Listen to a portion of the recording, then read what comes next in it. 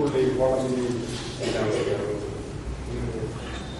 പ്രകാശനം അവരെ ഡോക്യുമെന്റ് ചെയ്യുക എന്ന് പറയുന്ന പ്രക്രിയയിലേക്ക് കൊണ്ടുപോകുന്നതിൽ പോലും ചതിയുണ്ട് എന്നാണ് ഞങ്ങൾക്ക് വിശ്വസിക്കുന്നത്.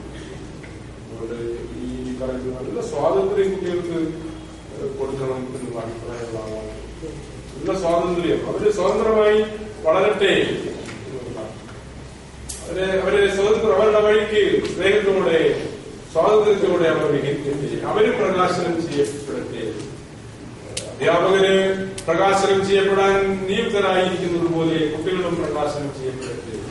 അങ്ങനെ മാത്രമേ നമുക്ക് ഒരു ആദർശ വിദ്യാഭ്യാസ അന്തരീക്ഷം ഉണ്ടാക്കിയെടുക്കാനായിട്ട് സാധിക്കുള്ളൂ. നല്ല പൗരസൃഷ്ടി സാധ്യമാവുകയും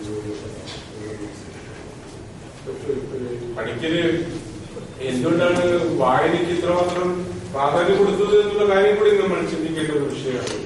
വായനയ്ക്ക് ഇത്രമാത്രം, കാരണം അദ്ദേഹത്തിന് അറിയാമായിരുന്നു വായനയിലൂടെ മാത്രമേ ശരിയായ നിർമ്മിതികൾ സാധ്യമാവൂ എന്നുള്ള കാര്യം മനസ്സിലാക്കിയിട്ടുണ്ടായി. വായനയിലൂടെ മാത്രമേ ശരിയായിട്ടുള്ള നിർമ്മിതി, സ്വത്ത് നിർമ്മിതി സാധ്യമാവൂ എന്ന് തിരിച്ചറിഞ്ഞാലാണ് പഠിക്കുന്നത്.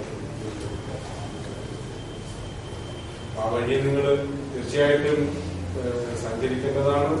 ധാരാളമായിട്ട് വായിക്കുക. സാഹിത്യ വായനയുടെ ഒരു സ്പേസാണ് പറഞ്ഞത്. സെലക്റ്റീവായിട്ട് വായിക്കാവുള്ളൂ. എല്ലാ പുസ്തകങ്ങളും വായിക്കേണ്ടതൊന്നുമല്ല. വായിക്കേണ്ടാത്ത പുസ്തകങ്ങളാണ് ഒരുപാട് ചെയ്യുന്നത്. പറഞ്ഞ മനസ്സിലായില്ലേ? സെലക്ട്, നിങ്ങൾ സെലക്ട് ചെയ്യണം. സെലക്ട് ചെയ്താണ് വായിക്കുന്നത്. ഓരോ ശാഖയിലെയും കൃതികൾ സെലക്ട് ചെയ്ത് പല ശാഖകളാണ്.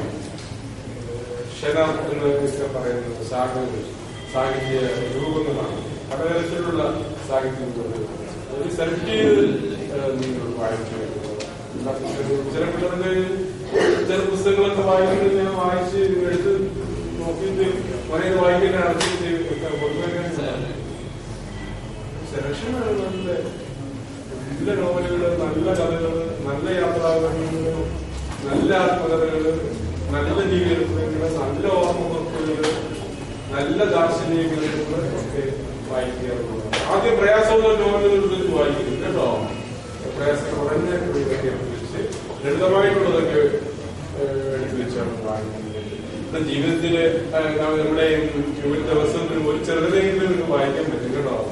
ഒരു പ്രയാസമില്ല, സമയത്തിന്റെ ഒരു പ്രശ്നമില്ല. ഒരു അരമണിക്കൂർ കണ്ടില്ലേ മതി.